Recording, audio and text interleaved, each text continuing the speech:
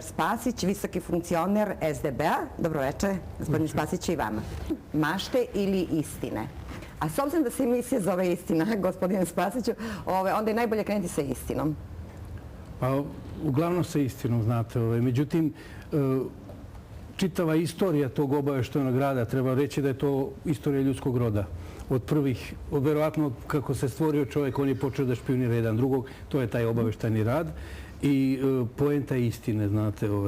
Tako da tokom vekova vremena stvorila se i jedno pravilo ili jedan postulat da sve što kaže obaveštajna služba mora da se proveri.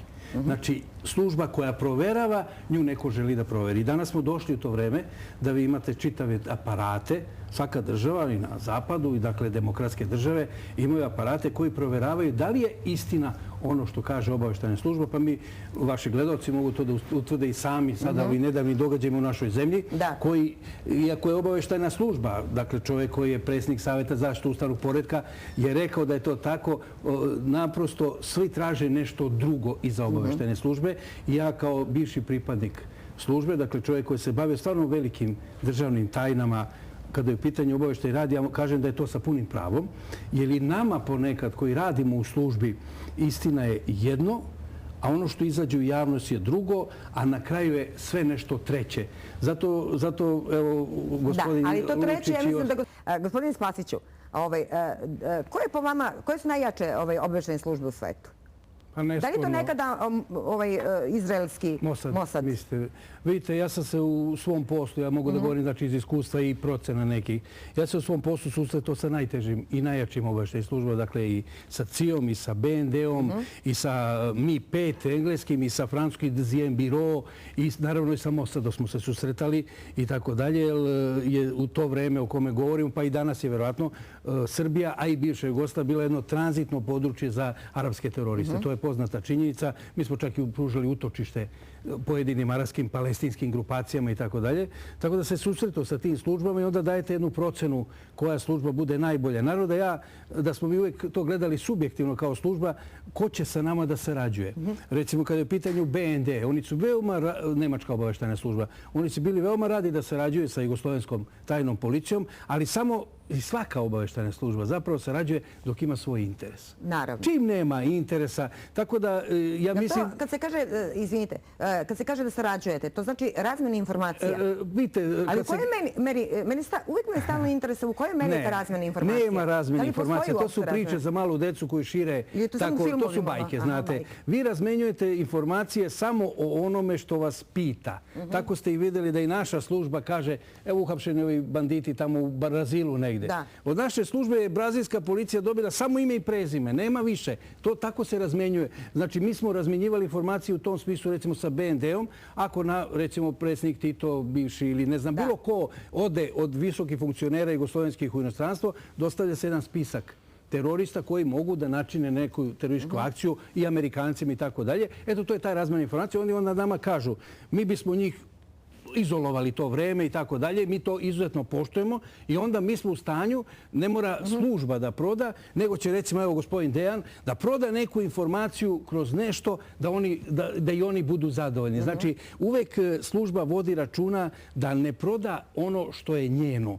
Jer vi imate i treće zemlje koje su zainteresovane za kupovinu. Dakle, odgovor na vaše prvo pitanje jeste Mossad bez ikakve dileme. Najjača služba, zato što je to, nažalost, ja to moram kažem, kome god se to ne sviđalo, to je kao i naša služba bezbednosti koja je nastala iz naroda. Pazite, moj otac je recimo bio pripadnik posle rata službe države bezbednosti. Dakle, čovjek koji nije imao veze sa službom, oni su nastali kao tak. Tako je Mossad nastao. Kako se stvarala država, tako je ona stvarala svoje punktove i tako dalje. I oni su zapravo, služba ne može bez spoljnog sveta.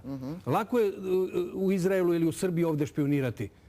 I onaj koji špijunira, on zna da ga špijunirate i on se tako ponaša. Zna da ga prisluškujete i tako se ponaša. Ali ajde ti, brato moj, u Argentini špijunira. Ajde ti, kao što Izraelci rade, ajde ti vidi šta se događa u Nemačkoj. Dakle, kada koristite te resurse, kako se to kaže u službi, onda vi budete moćni. I onda oni znaju sve. Možete da zamislite zašto govorimo o Mossadu kao jakoj službi.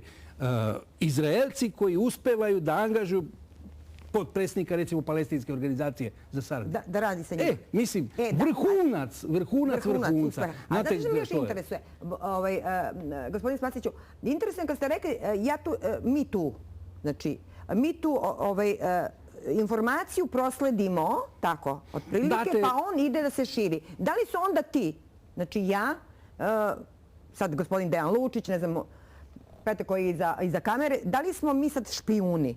Ne, naravno da to nije. Ne, mi nismo, jel? Pa vidite, ja sam u svom poslu veoma koristio vaše kolege, ali ja nikad nisam zloupotrebio te kolege. Vi ste željni informacija, a ja sam željan.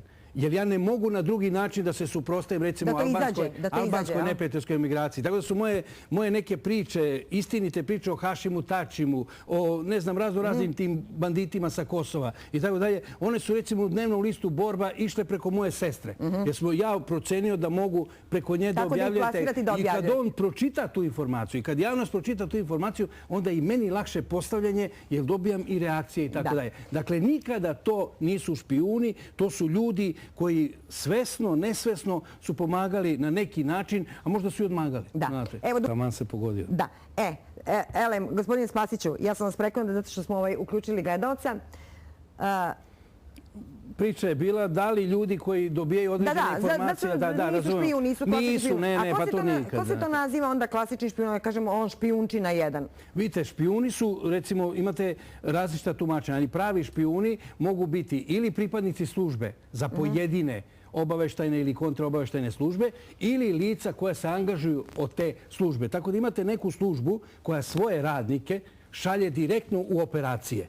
Ili imate službu čiji radnici angažuju druga lica, ocenjuju da su ona sposobna i njih šalju u različite špijunske operacije, tako da imate te različite vrste. Imate, recimo, diplomatsku špijunažu koje diplomate isto tako koriste ili treća lica kako da dođu do drugih informacija i tako dalje. Prema tome, špijuni su...